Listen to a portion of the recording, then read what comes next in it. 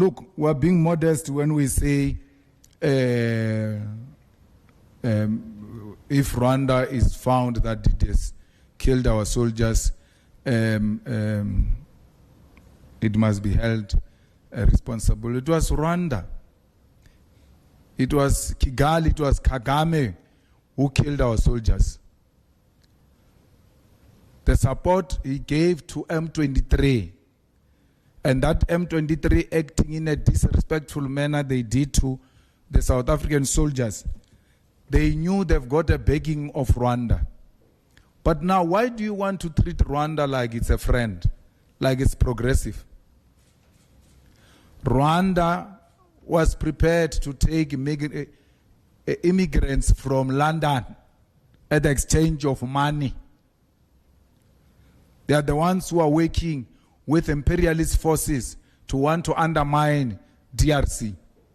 We're not saying the government of DRC is perfect, but it cannot be undermined the way the guy is doing.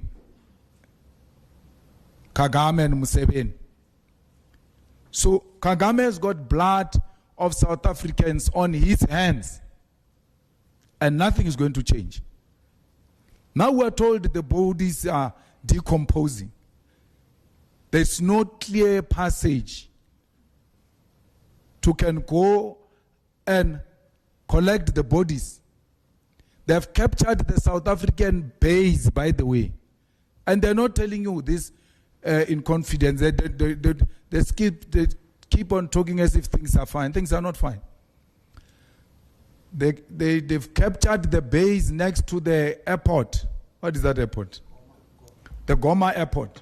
Our base is captured there. Our soldiers are under the supervision of M23. When they want to go to a toilet, they ask for permission from M23 and they accompany them to a toilet. This were told by a soldier on the phone. Deputy President of the EFF was there. He says the only thing they haven't done to belittle us and make us more humiliated and violated is that they've not taken our guns. That's the only thing. But even if they carry those guns, what can they do? You're going to shoot and run away.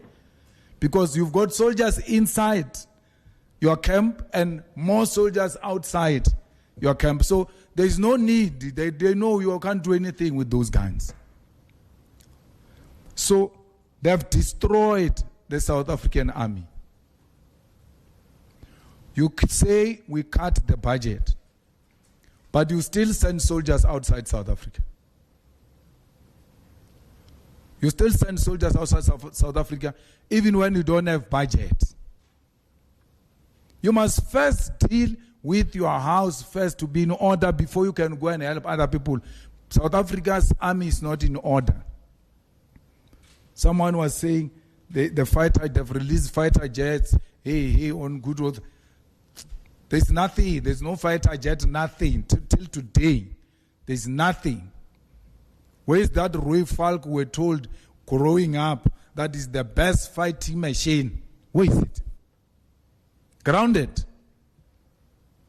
And then because this failure is done by favorites of the establishment, they are not exposing their failures. If it was a different government, for sure, the pictures of those soldiers of South Africa who are captured were going to be circulating now. The reason why we no longer see those videos of South Africans, they took phones away from them. They no longer have phones. So there is a big problem. We have no capacity. That's why I'm not saying let's go and attack. I'm saying withdraw. Let's regroup. Let's regroup and retrain. And if Rwanda has got anything to do with this, let's go for them. Because we're not going to have Rwanda dictating to us. And Kagame speaking to Cyril the way he was doing. We know Cyril is weak, but he remains the president of our country. The way he was addressing Cyril, he was addressing us. He can't address us like that. He can't kill our people and not be challenged on that. And SADC agrees that the Rwandan army had something to do with what is happening there. Who is the commander-in-chief of the Rwandan armed forces is Kagame. We're not saying DRC is in a good hands and therefore it's just being provoked by how DRC has dealt with issues in Eastern DRC is something that needs to be resolved if we're to have a permanent resolution into that crisis. But to undermine colonial borders because you think you've got a backing of France and all imperialist forces to an extent of challenging the biggest army, South Africa, they've undermined us to the extreme. And South Africa, at some point, it might not be today because we are not in a rightful position to do so. Let the soldiers come back. Let our brothers and sisters come back. Let's give them a dignified funeral.